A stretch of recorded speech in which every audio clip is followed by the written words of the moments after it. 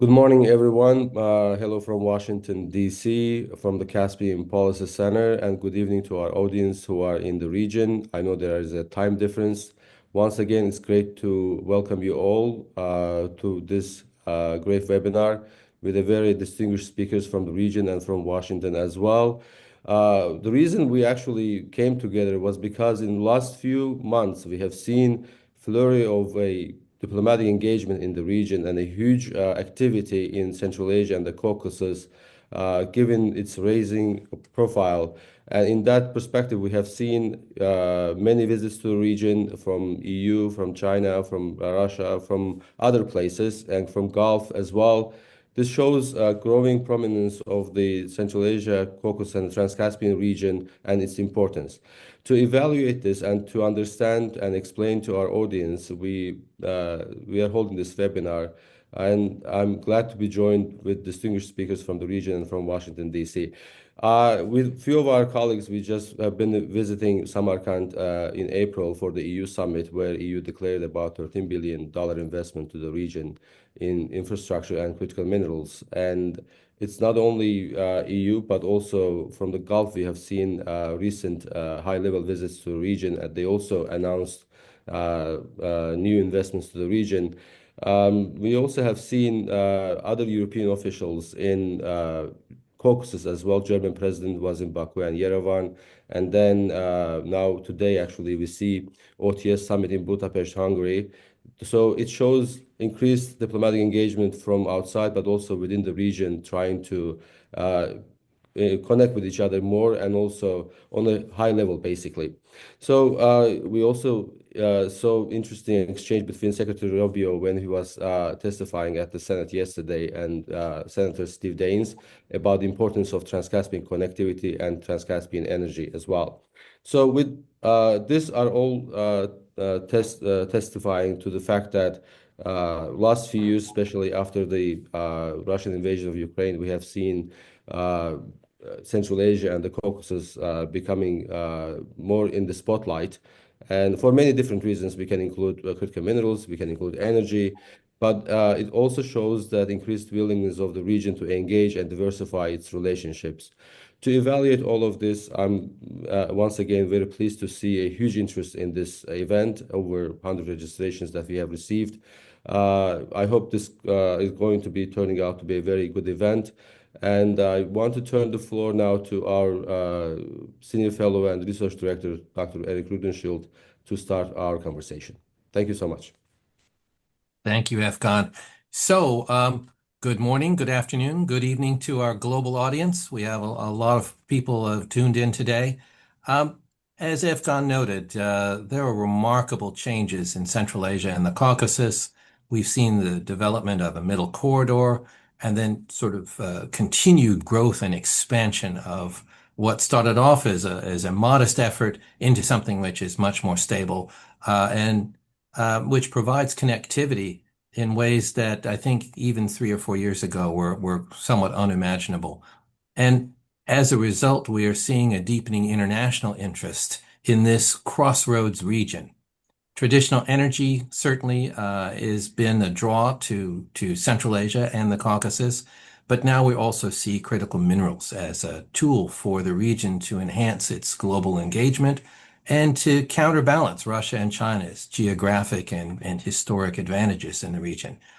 Yeah, this in turn, I guess one can say, has accelerated international business and diplomatic engagements. There's a lot of interest in the Trans-Caspian region, and it's propelling it and elevating it into becoming much more international player in global relations. As Efkan noted yesterday alone, in the budget defense for the U.S. budget, Secretary Rubio was questioned on the importance of U.S. engagement in a Trans-Caspian pipeline, a connector pipeline. And, you know, the resounding positive response, I think, shows that this region is certainly attracting global interest, and certainly everyone knows where this region is on the map. So today we'll explore, as we mentioned, infrastructure, critical minerals, regional diplomacy, with a panel of extremely experienced and knowledgeable experts. I'll start on my screen with Ambassador Matthew Klimau, who served as U.S. Ambassador to Turkmenistan. He was an acting Inspector General at the State Department. He also served as a special advisor to the U.S. Vice President, a vice chairman to the U.S. Chiefs of Staff, Joint Chiefs of Staff. He was a Deputy Assistant Secretary General for NATO. He has a master's degree from the U.S. Military Command Colleges. We are joined by former Ambassador James Sharp from the United Kingdom. He served as ambassador to Azerbaijan, Kazakhstan, and Kyrgyzstan. He served in a number of key posts in the United Kingdom's Foreign and Commonwealth Office, including as a senior policy advisor on Eastern Europe, Central Asia, on the Gulf, and the Middle East. I see we have with us Ambassador Alim Bayel, Ambassador Kazakhstan to Azerbaijan, a graduate of the Middle East Technical University in Ankara, Turkey. He's received a master's degree in public administration from George Washington University here in the United States. He served as a general consul of Kazakhstan in Istanbul and has been called on to advise his ministry's international cooperation efforts. He's worked in various strategic departments focusing on civil service, combating corruption. He also brings a significant experience in the private sector. We have Dr. Fariz Ismailzadeh, member of the Azerbaijani National Assembly and vice rector and professor of practice at the Azerbaijan Diplomatic Academy and Informational Technologies University. He holds a doctoral degree at the Maastricht School of Management. He holds an MBA from the IE Business School in Spain, master's degrees from Washington University in St. Louis. He's a frequent lecturer and researcher on the international stage. And last but not least, Ambassador Javlon Vahabov. He's the director of the International Institute for Central Asia, a career diplomat, former Uzbek ambassador to the United States. He brings 25 years of diplomatic experience from the Foreign Ministry of Uzbekistan to the National Security Council under the president. He's countries' diplomatic missions, U.S., Canada, Brazil. He has 2 master's degrees in international law and legal studies and international economic relations. So it is a remarkable panel of experts. And I guess we'll kick this off with some statements from each of our speakers, because it is a wide-ranging series of issues. And perhaps we can start off maybe turning to, I guess, our farthest most participants. Good evening, Ambassador Vahabov. How is it out there in Tashkent? Can you join us and perhaps give us a few minutes of your perspectives on our topics today?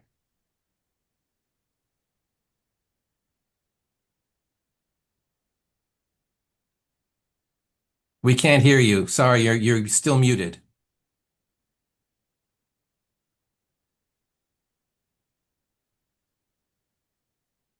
Still muted.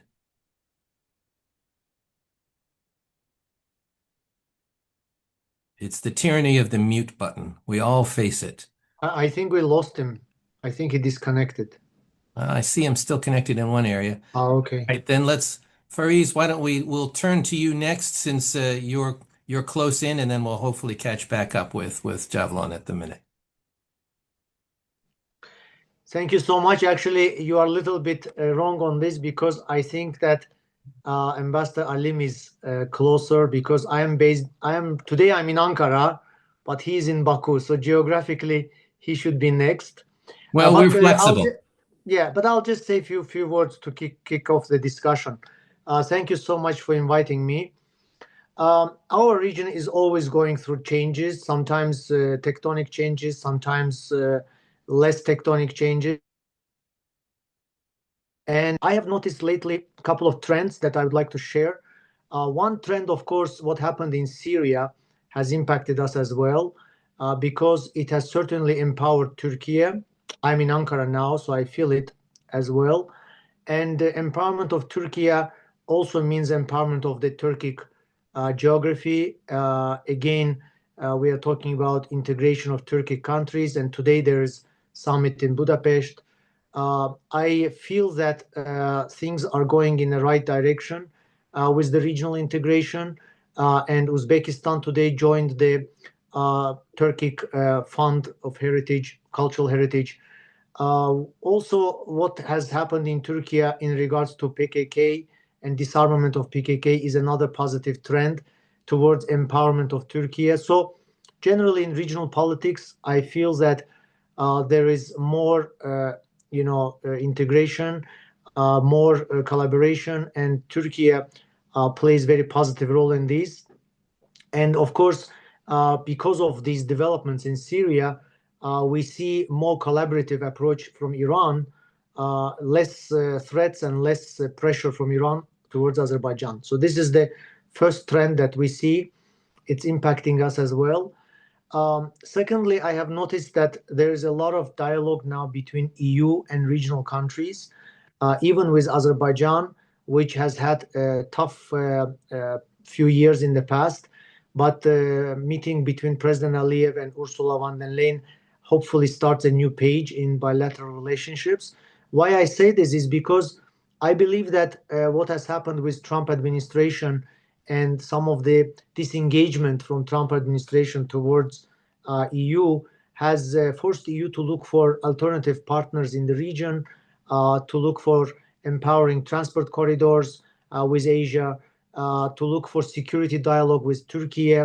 So we feel in the region more renewed interest of EU towards Turkey, towards Azerbaijan, towards Caspian region, and certainly the summit with Central Asian countries has taken place. That's another sign of that.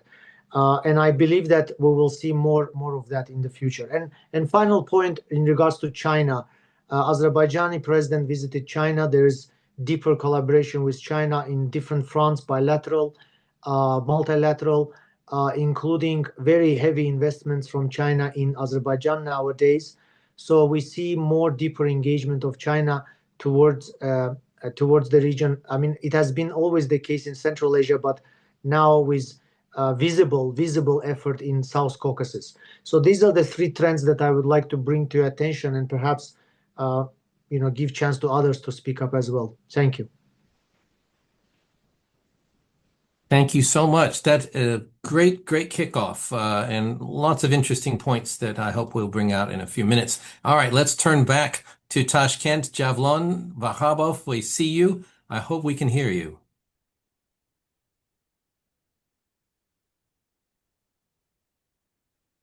We hear you, at least we see you. Can you hear us? Now, yes. There we go. Wonderful. So, greetings from the city of Termez, very southern part of Uzbekistan. So I'm right here joining the conference on regional connectivity, Central Asia, South Asia 2.0. So it's a pleasure to join you today, Dr. Rudenschold and our friends across the globe to discuss one of the most challenging issue facing both Central Asia and I believe the whole international community, critical minerals and the green transition. So, and we are gathered here at a moment of a profound change.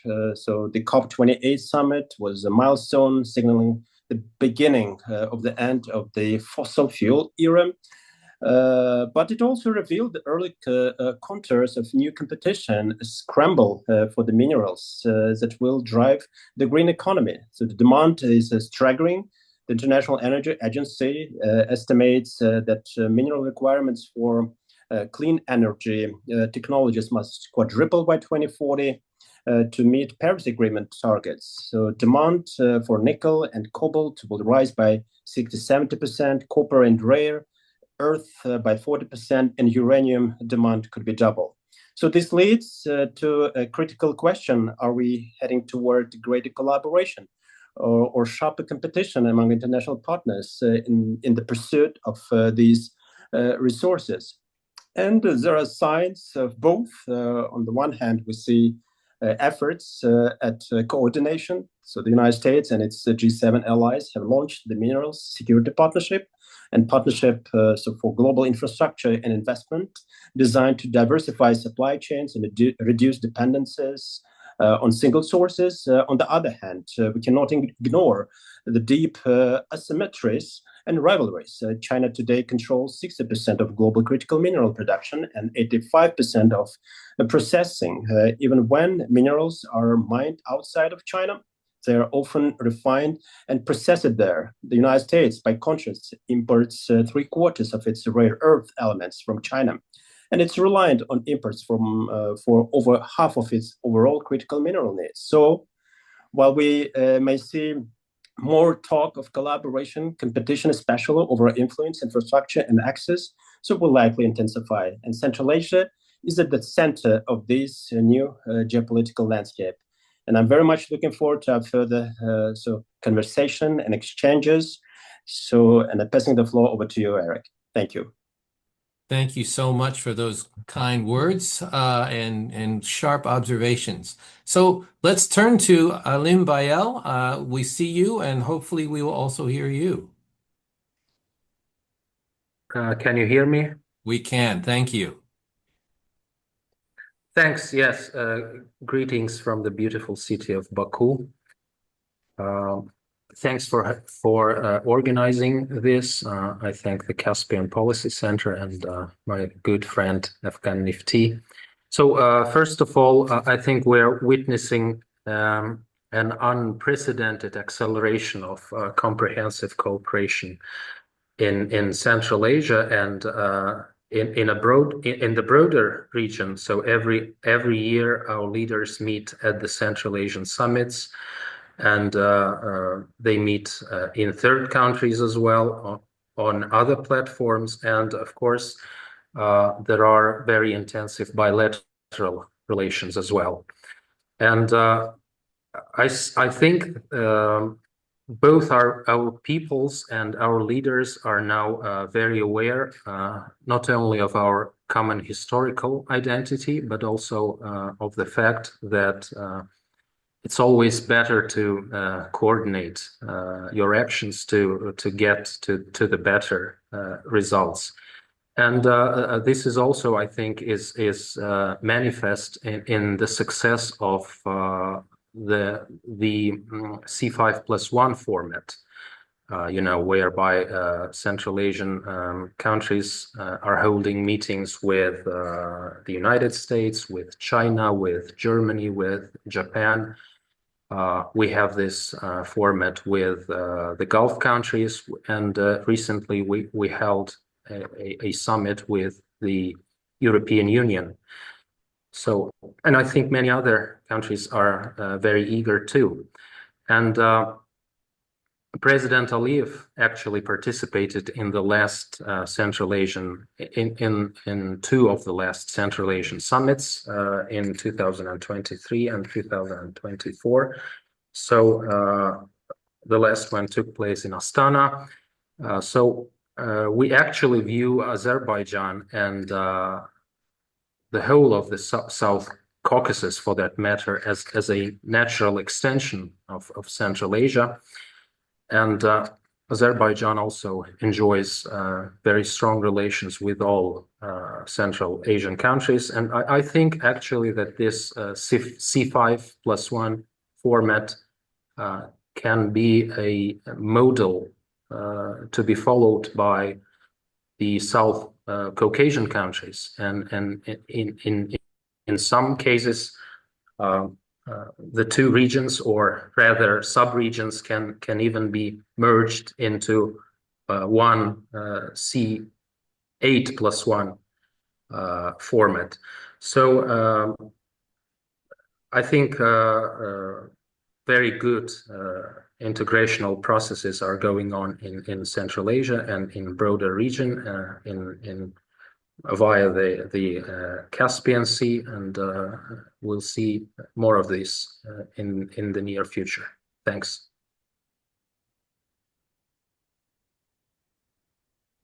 Thank you so much, Alim. Great comments and interesting perspectives. Let's move. I guess from your perspective, we'll move westwards. Let's move to London. James Sharp, looking sharp this morning. Thank you. Thank you very much, Eric. And I guess you want some more sharp comments, don't you? I hope so. I wanted to focus on the bigger picture, if you like, the broader implications for the region's future. And I mean, some of this might sound slightly negative, but I think I also raise a lot of questions here. And I don't always have the answers, but there's a lot of questions which I think do need to be explored. And generally, I'll talk about it from an EU or a European perspective, because, of course, we have Matthew going to give the American perspective later on, and you yourself, of course. But I wanted to start off by briefly introducing you to something called the heartland theory, which some of you may or may not have heard of. It was the brainchild of a British geographer, a guy called Harold Mackinder, back in 1904. And he was challenging the concept of naval dominance that underpinned the UK's global empire at that time, and focused instead on the importance of land control of Eurasia, that landmass, that huge mega continent, if you like, that links Europe and Asia. And as he saw it, the proliferation of railways, and in 1904 was actually when the Trans-Siberian Railway was completed, I believe. But he thought that the proliferation of these railways was allowing countries like Germany and Russia to move troops over much greater distances at much greater speed than ships could do so. And sure, that theory was challenged in 1942 by something called the Rimland theory, which took a different approach and suggested that actually it was control of maritime routes that was key. And all he needs to do was control the rim of Eurasia, hence Rimland theory.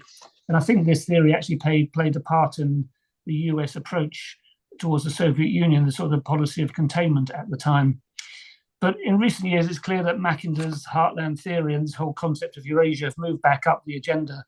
And I have to say, I think it relates largely to the rise of communist China and its alliance with an increasingly autocratic and aggressive Russia, which have started to sort of raise a lot of concerns, obviously, and raised the question of the risk of domination of the whole of the Eurasian landmass. I mean, Mackinder himself actually foresaw this risk, because he was warning that a rising China might one day pose what he called a supreme danger to the world's freedom, on the basis it could combine its ocean frontage with the resources of Eurasia. And so I think you can see some of this in China's strategic approach to the region. I think we just heard a moment ago about the Belt and Road initiatives, the projects taking place in Central Asia now, some of them in South Caucasus, and there already are some BRI projects in Europe. And the promotion of the BRICS, and I think the Shanghai Cooperation Organization are probably another example of raising influence. So the other element I wanted to raise, the other big issue I wanted to raise, which is, I think, linked to the rise of China, was about the changing world order. And Fariz in particular is very well aware that I was at a conference in Baku just last month on the changing world order. And I subsequently wrote an article on this, which the point I was making that generally, yes, Trump has radically changed the global order, and every country is having to sort of quickly readjust its foreign and security policy. But those changes to the world order aren't anything new, and probably again started, I suspect, with the rise of China in the early 2000s. And the second element of that is the increasing nationalism in other countries as well. So India, Turkey, big leaders, and more focus on individual countries rather than the multilateral system. And it's led, I think, to whatever you want to call it, multi-vector policies or multipolarity or multi-alignment. Basically, I think it means that smaller countries now have more choices. They don't have to align in just one particular relationship, but can actually do more of a pick and choose type engagement. And then linked to this, these relationships are now, I think, increasingly based upon interest rather than just values. And it seemed to me at the time that, as regards the South Caucasus, the EU hadn't at that time got the message, in that the EU was imposing sanctions against Georgian politicians. There were threats of sanctions against Azerbaijan. And it kind of felt a bit colonial and seemed to me to be having the effect of pushing the countries away from the West, away from the European Union, rather than drawing them towards the European Union. And I think that was a mistake. because the South Caucasus and what's happening there should be tailor-made for the EU with its experience in economic development and regional connectivity and things like this. But instead, it seemed to deal itself out of the game. And it's interesting to hear Fareed saying that it's now looking to reverse that, because what was interesting to me and encouraging was that, as has been mentioned, the EU Central Asia Summit took place, and that seemed to be a difference in tone. In that it was more transactional, more interest-based as far as I could see. For example, references to the rule of law and human rights appeared only in paragraph 16 of the summit declaration, and von der Leyen didn't mention them at all. Instead, the two sides focused on key themes that we've been just talking about now: middle corridor, green energy, critical minerals, and digital connectivity, which is a great development. I think a very positive development. I'll just add 2 points there. First, it felt, maybe it's changing now, but it felt like the EU was still struggling to understand the concept of the Greater Caspian region, or Greater Central Asia, if you like. Global Gateway recognised the need for connectivity, but von der Leyen only made a very brief reference to the South Caucasus being an essential component of a corridor, and then she only mentioned the opening of Armenia's borders without no reference at all to Azerbaijan, Georgia, or Turkey, which was slightly strange. And secondly, my question here is the EU approach, indeed the broader Western approach, geopolitical enough? Coming back to what I was talking about, sort of broader theories. So, yes, the EU approach to Central Asia in particular contains many, many positive elements. Yes, a more interest-based approach towards the Greater Caspian region is essential. And yes, the specific interests that they've been talking about, transport links, regional economic development, green energy, critical minerals, are all important for the EU, the US, and the countries of the region, of course, as well. And digital connectivity as well, a very, very important issue, I think, and a very good strategic goal. But I wonder whether it's sufficiently joined up yet, and whether there's a risk, i.e. with what they do in transactional approach with actually the broader geopolitical theory. Is there a risk, for example, that the new infrastructure, especially the new railways, harking back to Mackinder's heartland theory, is there a risk that new infrastructure will simply allow China and Russia to dominate the region even more? Can private sector companies, private sector Western companies, compete fairly with Chinese and Russian state-owned or state-supported companies for critical minerals? And is the EU's lack of strategic interest in oil and gas nowadays, as it sort of promotes the Green Deal instead of hydrocarbons, is that simply handing a big advantage to China and Russia in a region where oil and gas production and export form very big parts of regional economies? Who will control telecoms and information technology? And it certainly feels to me that China and Russia are on the way to digital domination in the region, with the use of sort of Chinese Huawei and Russian equipment, and issues over cybersecurity as well. I think if you'd say that digital is the new oil, then I think that's a very big issue that everyone needs to focus on more. So basically, to go back to heartland theory, can anyone prevent Chinese Russian domination of Central Asia and the Greater Caspian region, and the implications that potentially has for wider Eurasia, including Europe itself, which, again, you just look at Russia, Ukraine, and the impact on European defence expenditure. Clearly, there's recognise the risk there, the direct impact, but the wider risk to control of Eurasia, I think, is not yet featured in European thinking.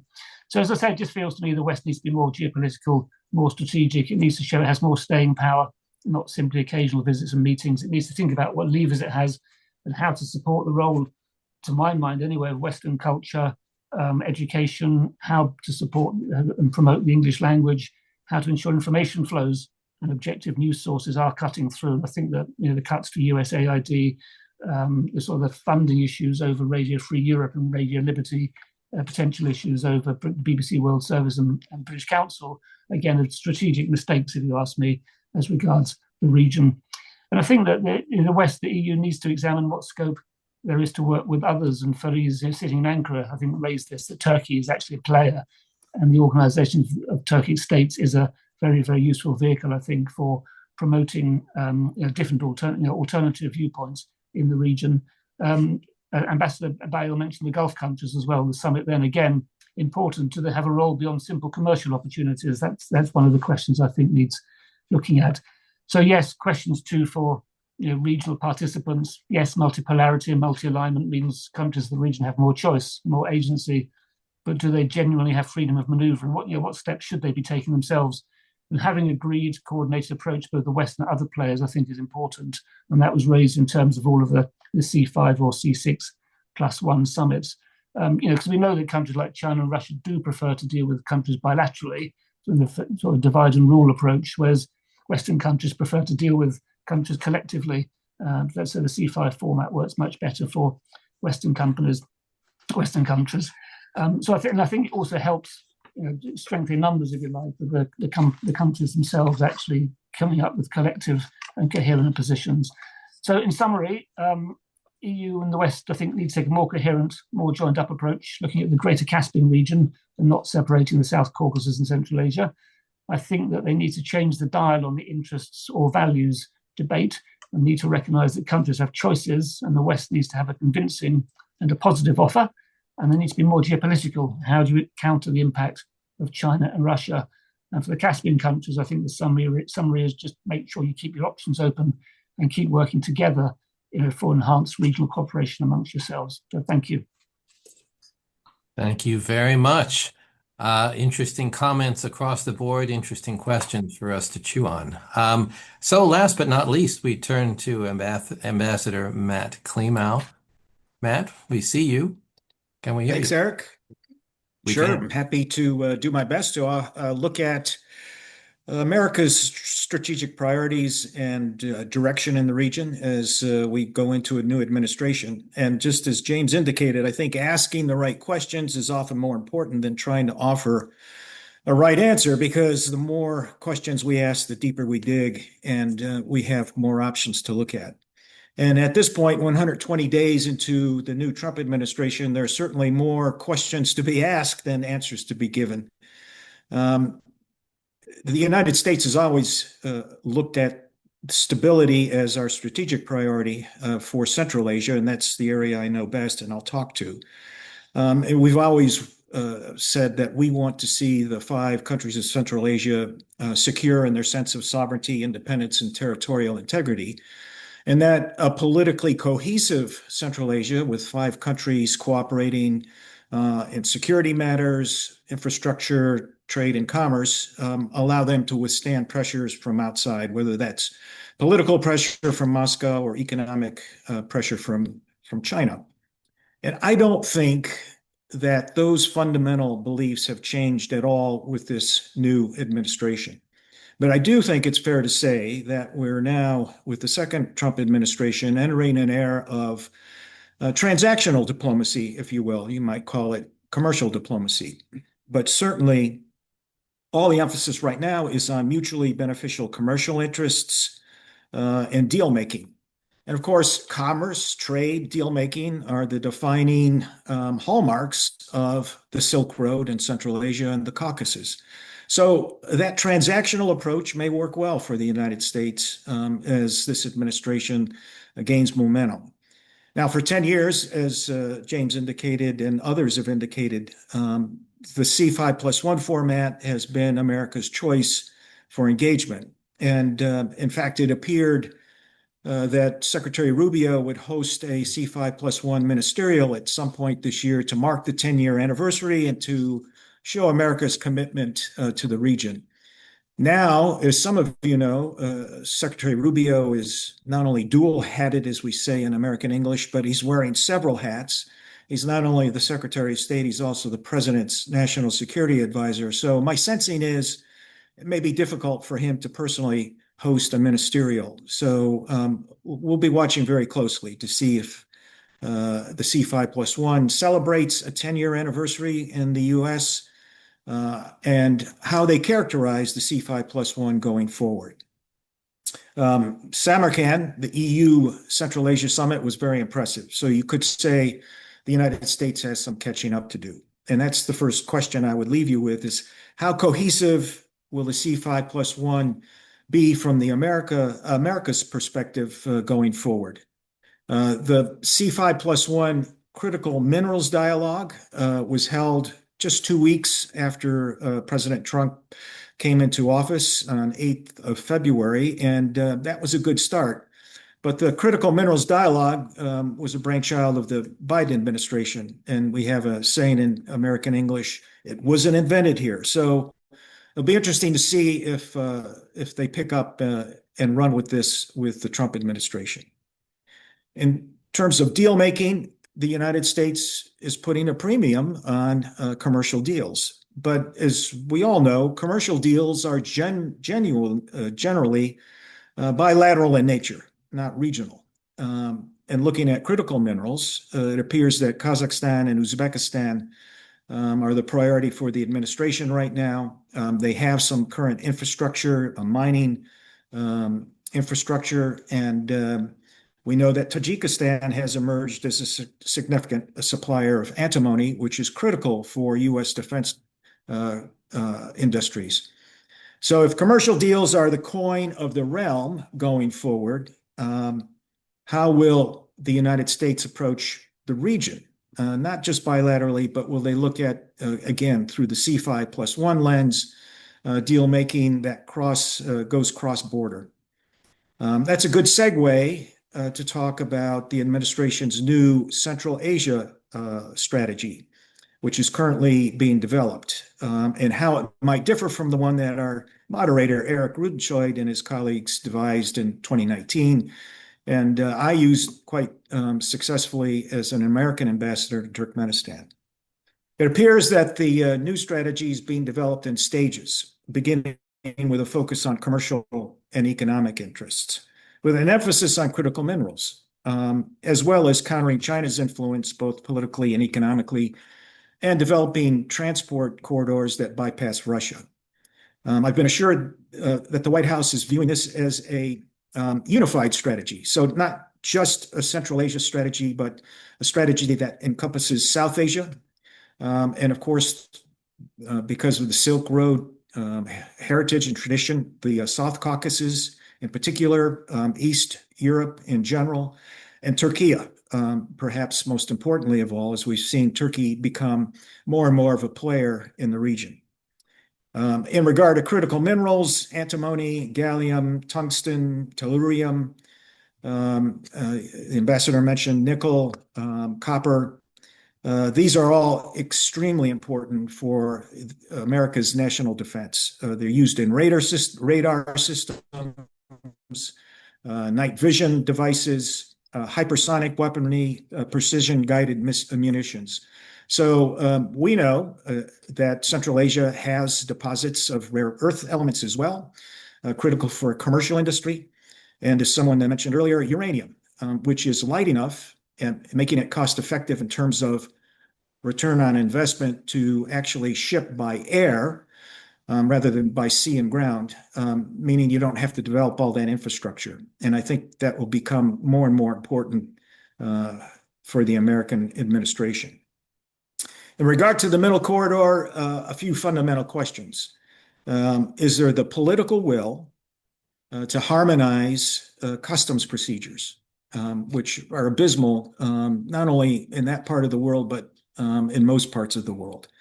Is there an interest in developing further port capacities and ensuring that transiting and transportation costs are held to a minimum to make it attractive as a financial investment? And then there are the questions about processing and refining. As the ambassador indicated earlier, 85 to 90% of the refining of these minerals take place in China. So can some of the Central Asian countries create a refining and processing capability robust enough to compete with China?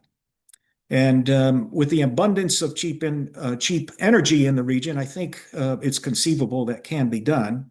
But the questions then are, who's going to pay for that development? Would U.S. companies be interested in that kind of investment? The U.S. International Development Finance Corporation, which you probably know as DFC, which was created in President Trump's first term, is designed to increase private sector investments in emerging markets. It's the logical place to look, and it's being reauthorized or is under reauthorization this year. And I've been told by my contacts that the intention is to reauthorize it to make it more aligned with the administration's foreign policy agenda. So in theory, that can make the DFC a very attractive way to fund some of these investments in refining and processing. My own experience, and I know Eric would agree, is the DFC was extremely disappointing to me as an ambassador in the past 5 years. But this might be a new era and maybe turn the corner. So we'll watch that very closely. The other funding component is the U.S. Exim Bank, which is designed to create job opportunities for Americans. But given the chokehold that China has on critical minerals, I think both DFC and Exim Bank can be players in developing capacity. I haven't even mentioned security cooperation. I'm sure that will be part of a Central Asia strategy, but right now that's clearly a second-tier priority. The how of implementing a new strategy, I believe, will be as it's always been. That is outsized emphasis on person-to-person contacts, extended visits by trade delegations, and then that nudge that's always needed at the very top, whether that's a CEO of a company paying homage and visiting to meet with a president or prime minister, or a handshake between a cabinet minister and one of our cabinet officials in the U.S.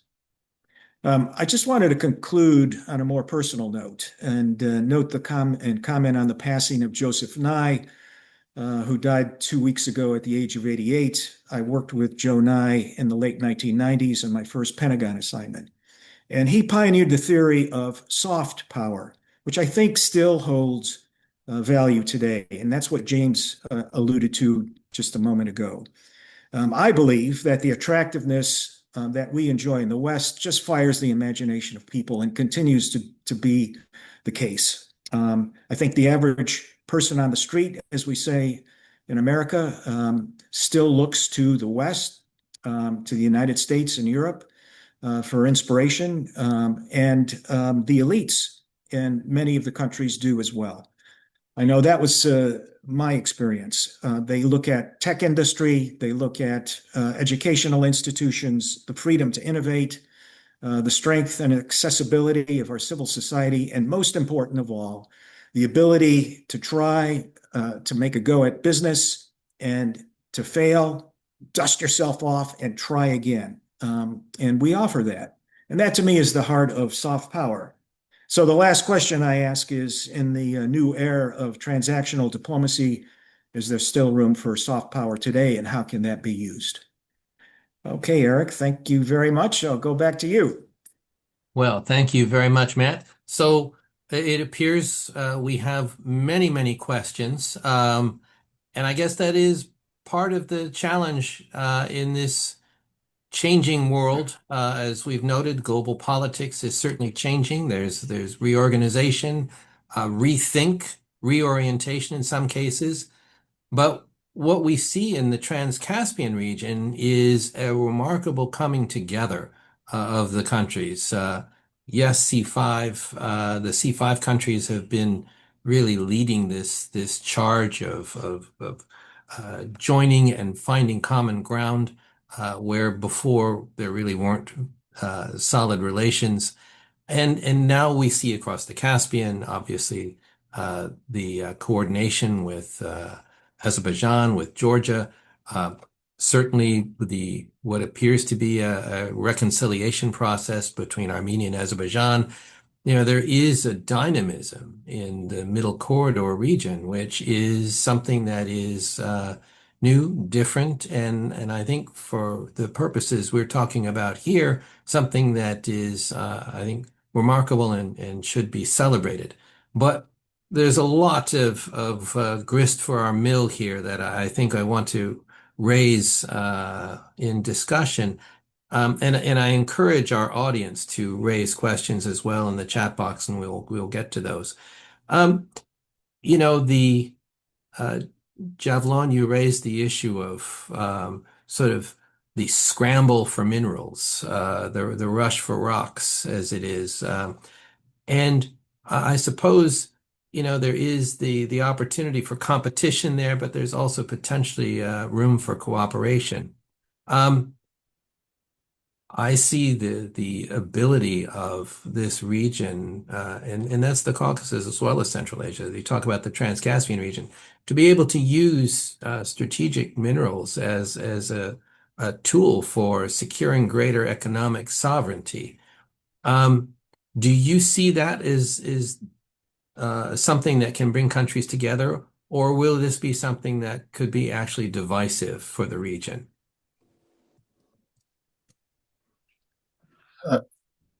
Thank you, Eric, for this great question. And reflecting on what you asked and also what Ambassador Klima has raised, just wanted to mention the following. Indeed, interest from outside powers has surged over the past years. So Chinese investment in the region grew from $40 billion in 2020 to over $70 billion in 2022. And China has already become the primary destination for the most of the region's critical mineral experts. So facilitated by proximity, existing trade infrastructure, and early commercial engagements. And this rising interest set up an important inflection point. So will Central Asia be a passive supplier of raw materials, or will it develop the capacity to retain more value through processing, manufacturing, and innovation? And how will this shape the region in the next 5 or 10 years? And over the next 5 years, I would say at least, so this scramble for critical minerals will shape Central Asia at least 3 major ways. The first one is related to economic transformation. So the shift from hydrocarbons to minerals is already changing the region's economic landscape. In 2020, so Kazakh copper exports surpassed natural gas revenue. In Tajikistan, so critical minerals made up 37% of exports in 2019. So for my country and Kyrgyzstan, so the share now exceeds 10%. And if managed wisely, so this could lead to diversification, industrialization, and of course, job creation, a primary goal that the Uzbekistan government has been pursuing over the past years. Number 2 is about governance and reform pressures. So as mineral revenues grow, so too will scrutiny over governance.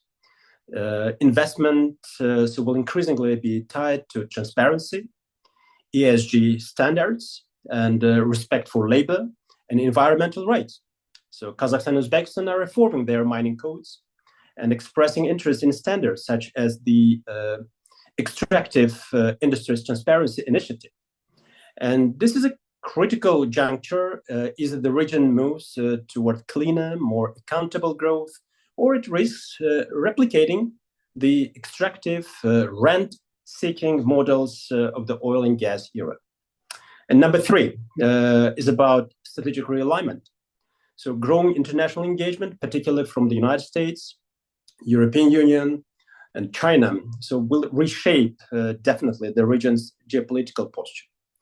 And this could provide leverage for Central Asian governments to pursue more autonomous, balanced foreign policies. So, but it also risks increasing competition and asymmetry, especially where investment is tied to strategic influence. So, which brings us to a final question, I would say, which has already been mentioned. Will investment infrastructure and capacity continue, decline, or accelerate? So in my view, it must accelerate, but it will depend on how well regional governments and international partners so can align on mutual priorities. Connectivity remains a major obstacle. So today here in Termez, we discussed it substantively. Transport routes like the Trans-Caspian international transport route is promising, but underdeveloped. So customs, rail, energy, and digital infrastructure still lack, obviously. So without this, the region cannot meaningfully participate in high stage of the value chain. And furthermore, extraction is only the first step. Processing, refining, and manufacturing must follow. That requires technology, financing, and skills. And most of them could be provided by both the West and China as well. The U.S. Geological Survey, an organization which the Embassy of Uzbekistan under my leadership in the past has been closely collaborating, could support more detailed mapping of mineral reserves, even here in Uzbekistan. And US universities and companies could contribute training, expertise, and innovation. Financial tools like risk guarantees, blended finance, and public-private partnerships will be needed to crowd in Western capital. And these are exact topics which have been touched upon during recent visit of the Uzbekistan high-level delegation to Washington, D.C., and I was so fortunate to be a part of this delegation, taking part in the meetings at the White House and the State Department folks. Above all, what's required is trust and long-term partnership. If Central Asia is to move beyond the dig and ship model, it will need to embed mineral extraction into broader industrial policy, workforce development, and green innovation. So just in closing, again, I'm trying to return to those questions you, Dr. Rudenschold, asked and Ambassador Klimov has mentioned in his remarks. So will we see more collaboration or competition? So likely both, but proactive coordination can turn competition into productive pluralism. If the international community engages transparently and responsibly. So how will critical minerals shape the region? Profoundly. So the next 5 years will define whether the region becomes a processing and manufacturing hub or remains a source of raw materials. Will investment accelerate? It must. But this depends on building the enabling environment, governance reforms, infrastructure, and regional cooperation. And the proposed C5+1 critical minerals dialogue, if well designed, can be a platform to integrate all these elements: government coordination, private investment, ESG standards, and technological exchange. So the only thing I would like to mention, let us see this opportunity to build a new model of mineral development, one that advances energy security, economic resilience, and shared prosperity. Thank you. Well, thank you. Really some encouraging thoughts for us. I love the shout out to the EITI, and looking at new models for how you can take minerals and do something more with them. And we'll come back to that in a minute, but I'm particularly interested in some of the themes that you picked up on that look at sort of the need for more coordination and more cooperation. I think this has been raised, and I want to reach out to both Fariz and Alim on this. What more can be done? Because we've seen record levels of collaboration and integration that again, 3, 4, 5 years ago, we would never have imagined possible. And a lot of this is being driven by Russia's sanctions, and what that has meant for the economies of the Trans-Caucasus region needing to work together in new ways. And these ways are snowballing to a degree, but I should say, I don't want to denigrate at all the remarkable advances that have taken place already, where we see, 3 years ago, to move from freight from the Kazakh-China border to the Black Sea took 40 days. Now, that's under 15 days, and there's room to grow, but there are bottlenecks, there are challenges in the system. Are the countries of the region really committed to this kind of change? And maybe I can start with you, Fariz. You touched on this, and then we'll turn to Alim. Yes, I will just briefly say that definitely our countries are looking for new areas for cooperation, and I can give you two examples.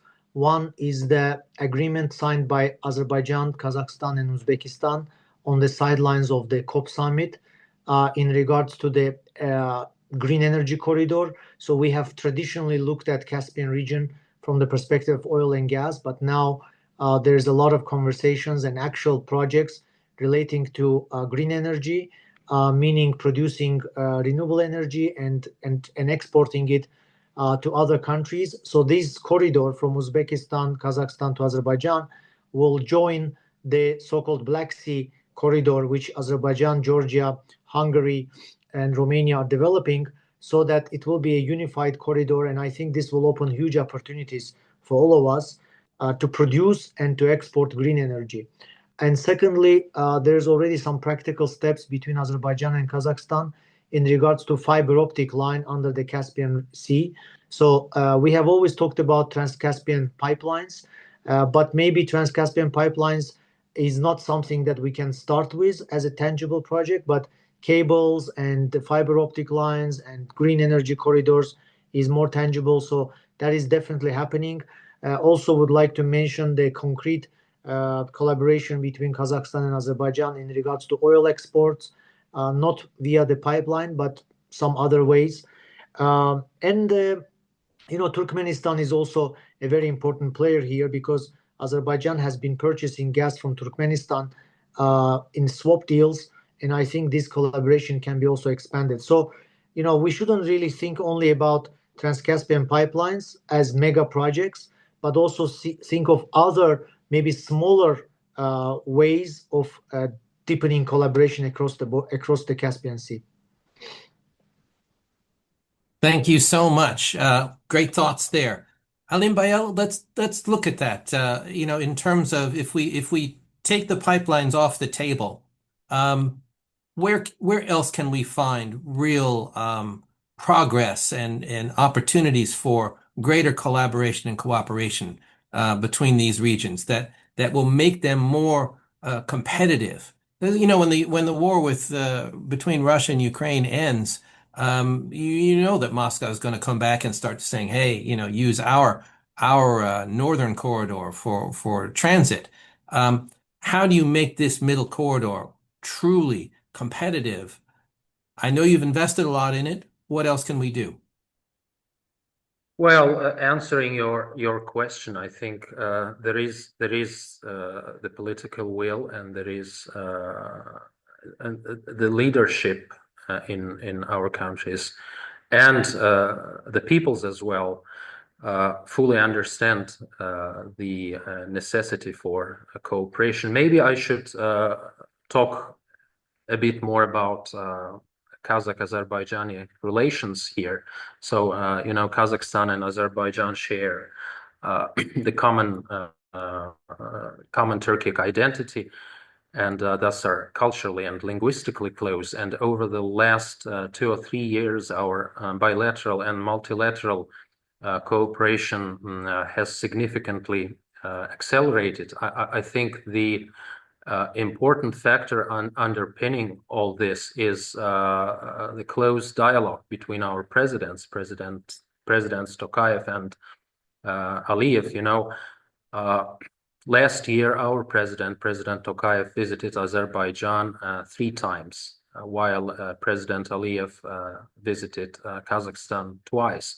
So this is quite unprecedented, and this, of course, does not include all the other meetings in third countries. And during his last state visit last year, President Tokayev actually emphasized that our countries are now not just strategic partners, but allies. And our trade volume is at an all-time high, but obviously this is not nearly enough. So we are trying to increase it, and we actually have some success. This year, for instance, Kazakhstan has become the main supplier of wheat to Azerbaijan. So during the first quarter of 2025, some 80% of Azerbaijani imports of wheat came from Kazakhstan. And last year, we also established a mutual Kazakh-Azerbaijani investment fund. And we have similar positions on many political issues. Our countries successfully cooperate in the framework of various international organizations. And in May last year, you might be aware that that Kazakhstan offered its good offices for the Azerbaijani-Armenian peace talks in Almaty. So we hope that the two countries eventually sign the peace agreement, and maybe Kazakhstan can even become the venue for signing. And I think we have also amazing contacts on a people-to-people level, as well as between our businessmen and Kazakh nationals. By the way, account for half of the tourists coming to Azerbaijan from Central Asia. And there are, of course, a number of projects of not only bilateral but regional importance. Fariz already mentioned them, which Kazakhstan and Azerbaijan are moving forward together. Together, we are developing this middle corridor, or Trans-Caspian international transport route, which is actually a transformative project connecting the East and the West. And being located on the eastern and western shores of the Caspian Sea, I think Kazakhstan and Azerbaijan play a key role in shaping and advancing this middle corridor.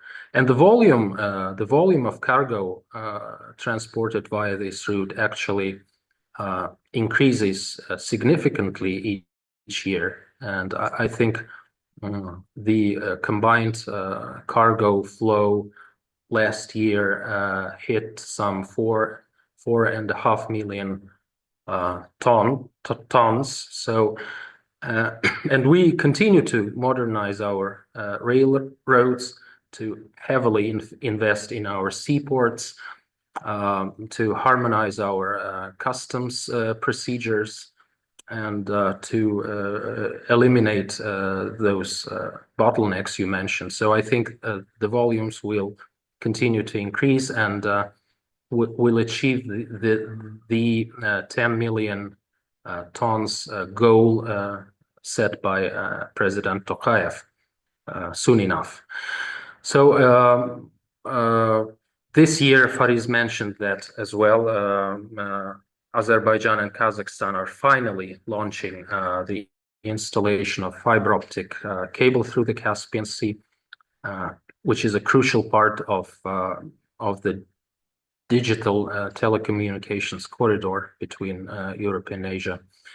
And in 2023, we started our oil sales via the Baku-Tbilisi-Ceyhan pipeline.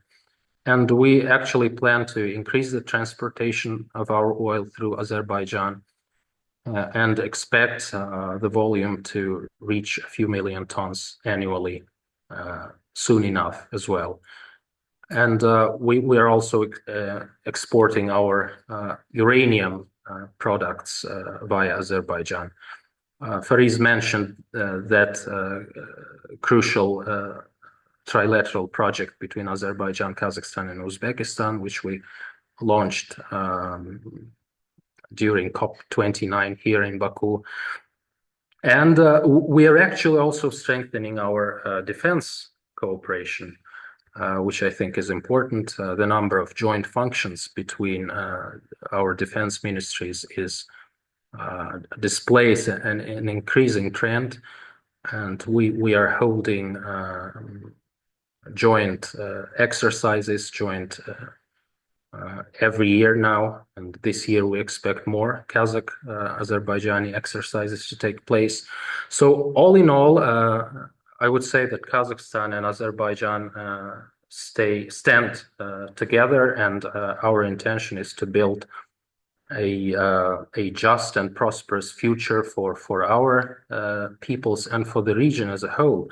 And Kazakhstan and Azerbaijan are proactive, reliable, resourceful countries with, I think, similar worldviews. And I think this actually is an effective model of cooperation for the region as a whole. Great, great listing of sort of the areas of cooperation that I think, individually, there have been so many of them, we tend to gloss over them. But when you look at the collective of new cooperative ventures and the level of cooperation, whether it's in security, whether it's in economics, moving forward in various other corridors, it is quite remarkable. And I think it is something that, to a degree, I think some of the analysts take it for granted right now that, oh, well, this is just another meeting and another agreement. But in reality, these are particularly poignant opportunities for countries to hone their level of cooperation. So, Matthew Klimow, I can't let it go. I was particularly impressed with your raising again the Trans-Caspian corridor as an opportunity for cooperation for Turkmenistan. Certainly, the pipeline is something that you and I know very well. The Trans-Caspian Connector pipeline that was raised on Capitol Hill just yesterday in congressional testimony. There's interest there. Do we think that this is a doable project? But even maybe more than that, how do we see the opportunities for Turkmenistan to really engage? It has a massive port, massive opportunities. What more needs to be done to really be able to capitalize on, to help Turkmenistan, Ashgabat, capitalize on the potential of what they can contribute to this Trans-Caspian middle corridor? This is a webinar on Trans-Caspian with an emphasis on critical minerals. It's not advertised to be an energy webinar. We could talk energy for a long time. It is interesting, of course, that that is not the focus of discussion right now. It's critical minerals, not just in terms of the webinar, but overall. But I would, if I'd interrupt for just a second, I mean, I think it's perhaps the transition from traditional sources of energy to the next generation energy, which is obviously the critical mineral world. And I think Turkmenistan is still has much to offer in this transitional period, obviously with gas. But I would say even with trade at this point, they have a tremendous amount of potential. But it hasn't been fully realized at this point. And I guess where are the opportunities for enhancing that kind of forward movement for Ashgabat? Yeah, I would just make a few general points. One, I think we're fooling ourselves if we think the consumption of natural gas is going to quickly dissipate. I really think natural gas is not only going to be essential to create energy for many more years to come. My own personal view is it's relatively clean. And as China transitions more and more out of coal, they're just going to be very hungry for more and more natural gas. Natural gas reserves in Turkmenistan are astounding, fourth largest in the world. Reportedly, some of that's not even been mapped yet. But I think right now their emphasis is on TAPI, the Turkmenistan, Afghanistan, Pakistan, India pipeline. I know Kazakhstan has just had some talks on TAPI with the Turkmen. I think that's where their attention is right now, more so than on Trans-Caspian pipeline. But I do think Ambassador Bayel and others have made a good point about the way to get more and more interest in a Trans-Caspian pipeline or further connections is to just keep working on fiber optics and the infrastructure, the ports, all of that just draws more attention to the potential there. I think a pipeline is conceivable. I think a lot hinges on how well the gas swaps continue through Iran, whether they're going to be allowed. Turkey certainly is anxious to broker deals to send natural gas further into Europe. I mean, so there's potential in that energy field as well. But refining and processing of critical minerals requires energy. And then, of course, all the work that is being done on AI and artificial intelligence and the things that are really the true ways of the future require enormous amounts of energy. So, going back to where I started, I still think natural gas will be around for a long time, more than maybe some people wish to admit, especially in Europe. And that doesn't even mention Europe's, I think, almost hidden need for energy that needs to be addressed. I don't know if that's helpful to you, but just a few thoughts. No, I think that's excellent. Thank you so much. I think, from my own thinking about this, the ability of Turkmenistan to provide power could well be one of the keys to developing the entire region's economic sovereignty. If you bring processing and refining into the region and you power it with the 24/7 potential of gas from Turkmenistan, this is again an area where greater cooperation between these countries can really help build their sense of self, but their role as middle powers in this region. Well, your mention of their role, I think, is essential. The panelists have all dealt with Turkmen officials, and you know that they're sophisticated and they want to be part of anything that is happening regionally. And for those of you who look at Turkmenistan as an enigma, I could assure you they want to be at the table with regional players, and they have things to offer politically, not just in terms of energy. Well, James Sharp, I see your hand is up, and I was going to turn to you next anyway. So please, you have the floor, sir. Tell me why you're going to turn to me. Was there something else you wanted to ask me? Well, I was going to just basically talk to you about, you mentioned the heartland theory and sort of looking at the Eurasia, the landmass. I guess the question I would say is, if we're looking at cooperation between these countries, certainly the EU has thrown a curveball. I have to use a baseball analogy. I'm not sure if that's a sticky wicket analogy for you, but a googly to us British. There it is. Thank you. I wonder, with the EU's provision or requirement of having resolution of the Armenia-Azerbaijan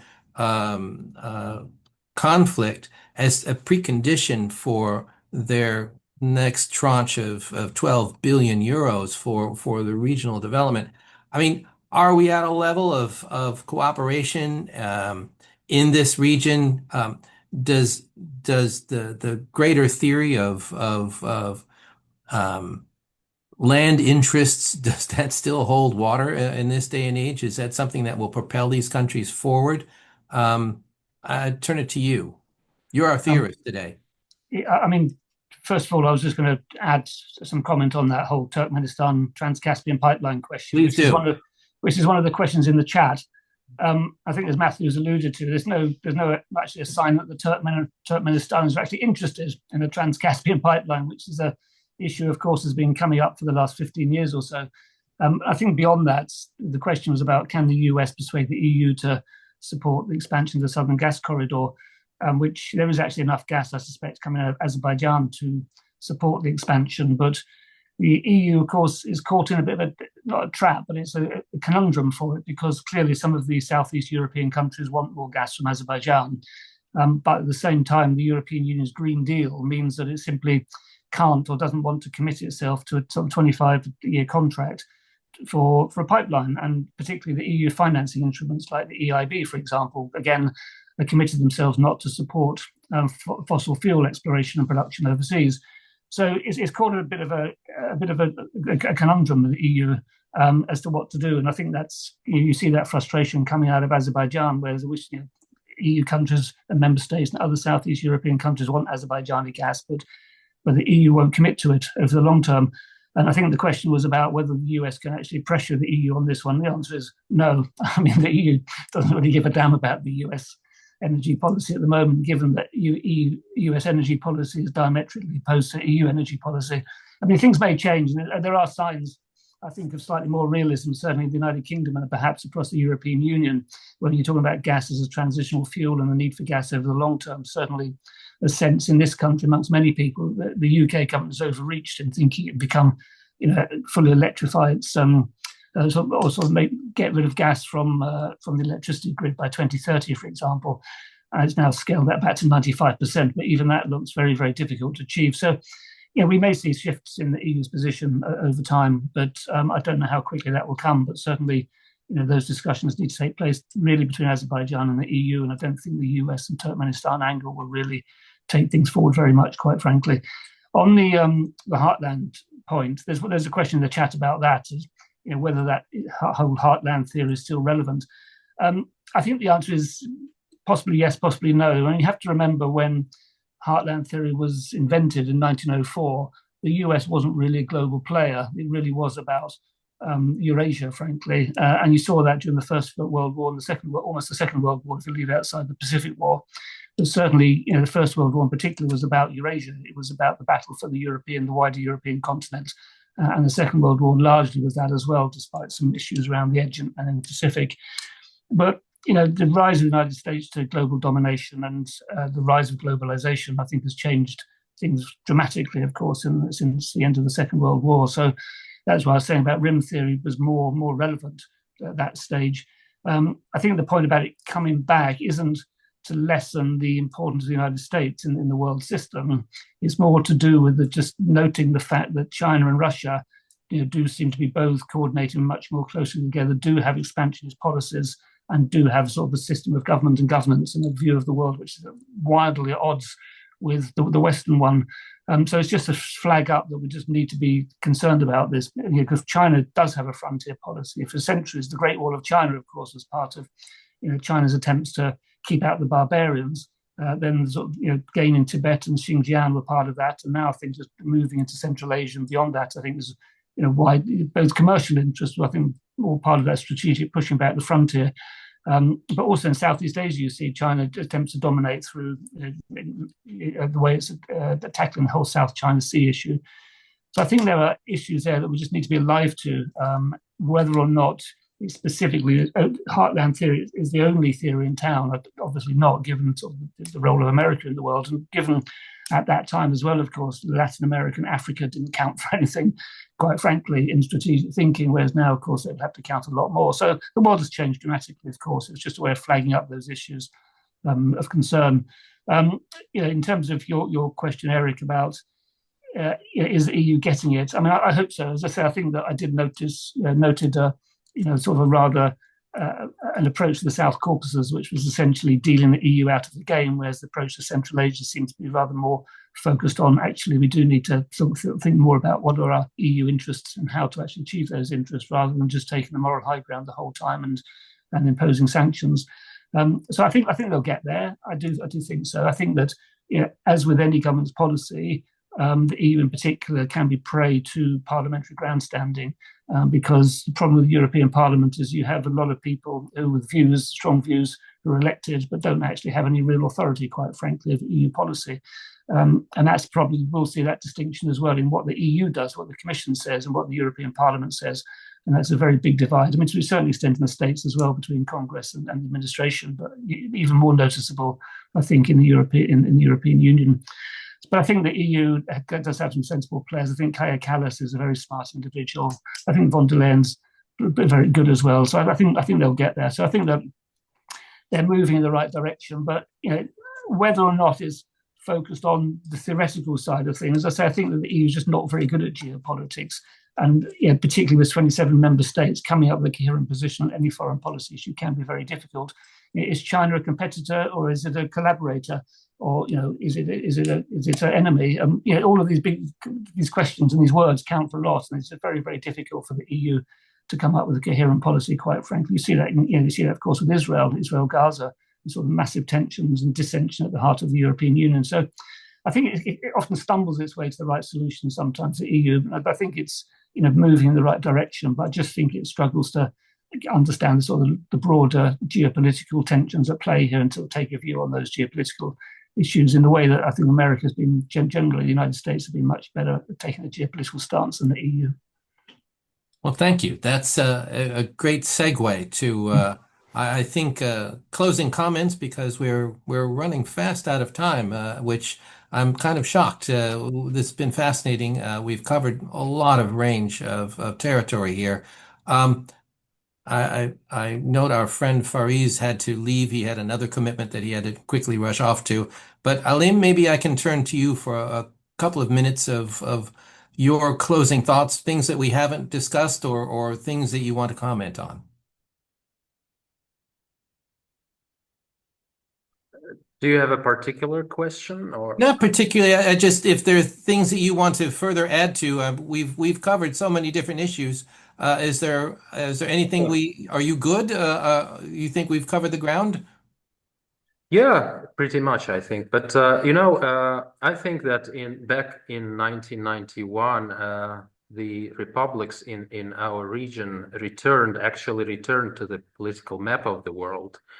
And even though Kazakhstan, Azerbaijan, Uzbekistan, etc., are relatively young states in a modern sense, these nations trace their origins back to historical peoples, states, and empires which actually dominated the Central Eurasian landmass during the Middle Ages and in the early modern times. So I think the re-emergence of these countries, these republics in the heart of Eurasia, and the fact that they are now increasingly strengthening their unity is not in vain. So I think it's quite symbolic, as it is going to have significant practical consequences. So in my opinion, the interest to the region, to the Trans-Caspian region, will only increase. Super. Thank you so much. Well, Javlon Bakhabov, it's getting late there. Let's turn to you for a couple of minutes of where you see things moving forward and any issues that we may not have covered. Actually, we've been able to cover all the topics anticipated to be touched upon today. But just in closing our conversation, just wanted to mention the following. So as a global economy pivots towards decarbonization, so critical minerals, lithium, copper, rare earth elements, cobalt, uranium, so are emerging the new strategic resources. And their significance is now comparable to oil and gas in early decades, right? And these materials are essential to renewable energy systems, electric vehicles, semiconductors, and as mentioned, defense platforms, and clean grid technologies. And that the control of their supply chains will help define the geopolitical and economic order of the 21st century. So that's my belief. And moreover, so as I represent the country, which is currently chairing at our own C5, I would say that our countries in the region of Central Asia should come up with their own single voice for more coordinated efforts on this particular matter, as we are engaging with so many plus ones, I would say. The United States, China, Russia, Japan, South Korea, GCC, member states, and even the European Union, the summit, EU Central Asia Summit, which has already mentioned by my predecessors during this conversation. So this should be my call for much more coordinated efforts in terms of achieving our shared priorities on this particular matter. Thank you. Thank you so much. Great words as always. Much appreciated. Matthew Klima, let's turn to you for a couple of minutes. Have you chewed on some of the things we've talked about today? Are you more optimistic than when you started? Well, definitely more optimistic, but in the strategic sense, when I first turned my attention to the region in late 2018, the 5 Central Asian countries had nowhere near this kind of dynamism and cooperation and dialogue. And I watched it firsthand, some remarkable change. In my summary, I just want to hit a few points, talk about commercial diplomacy and speed and money and the importance of person-to-person contacts. Looking at this distinguished panel, my sensing is we're all more or less traditional diplomats. Commercial diplomacy is a little bit different, I think. And to succeed in this world, we need people who recognize not only how to make a creative deal lucrative and interesting for countries and for companies, commercial interests, but how to do it quickly. Because in my country, speed right now is extremely important when it comes to making a deal. And I think traditional diplomats may have to re-gear and rethink how that's done. Person-to-person contacts. Uzbekistan brought a large trade delegation to Washington recently. Many deals were signed, many handshakes on future deals. Very creative, very noticeable. To have that kind of swarm, if you will, hit Washington all at once made a big impact. And I think your embassies in Washington really need to be knocking on doors and being very proactive. And then when it's time for the deal, as I said before, you've got to have that high-level handshake to push it over the edge. Just a view from someone who's now watching from the sidelines, but it's pretty interesting. Thanks. Thank you, Matt. James, I hate to say this, but we've got 1 minute left, and I need to turn to our president and CEO, Efkan Nifty, to close us out. I know it's I wanted to say a few things myself, but Efkan, I have to turn to you. Thank you, Eric, and thank you for great moderation of this panel. And I want to thank all our speakers. This was a terrific conversation. I also want to say that on the U.S., maybe less visibility lately in the region. We've seen EU, Gulf, and others being more engaged, and I've seen a lot of criticism about the United States. But I think U.S. as a global power and with global interests and global responsibilities will be visible and present in the region, and there's no question about it. Even if there wasn't the critical minerals question, we were engaged in the region, and I think that engagement will amplify, and we'll see more conversation around that. Obviously, there has been bigger issues on the table or distractions on the table up to now about the policy issues, Gulf, Syria, Ukraine questions. But I think Central Asia has and Trans-Caspian region has its own unique importance, and U.S. will pay more attention to that. On the side note, I want to emphasize that we are on track in the region for a monumental change and development. Its economic, political, security landscape is changing, and Caspian Policy Center is well positioned to track this and also explain to our audience what is really matter in the region. We've been in the region traveling extensively last few months, And we are actually on the eve of another visit to the region, to Astana and Baku in coming days, and Uzbekistan in the fall. So I think this is very important to keep an eye on what's happening in the region. And I call our experts and our audience to pay close attention what is happening in Central Asia, and stay in touch with us in terms of continuing the dialogue. Eric, once again, thank you so much, and back to you. Thanks, everyone. It's been a great discussion, and we really appreciate your participation. If you are interested in finding out more about critical minerals in the region, I suggest you turn to our website. We've got a number of papers that explain the critical minerals issue, the dilemma, and also the opportunities. So thanks again, everyone, and we look forward to seeing you at our next event. Take care.